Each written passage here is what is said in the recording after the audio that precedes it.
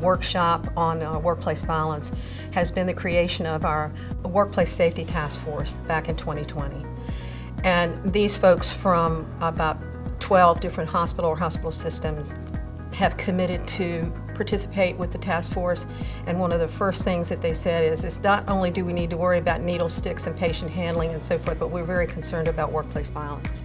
Our guest speaker today is Cooke.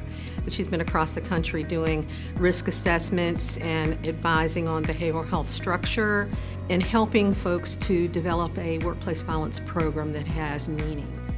Since I started in employee health, my logo or mantra has always been safe employees keep patients safe.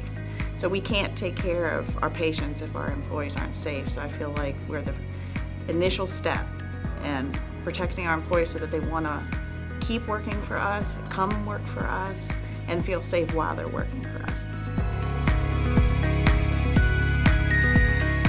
So really it's the networking and hearing from experts about what best practices are in terms to responding to workplace violence and developing a plan. So as you learn more and better practices, you integrate those into your own health systems program.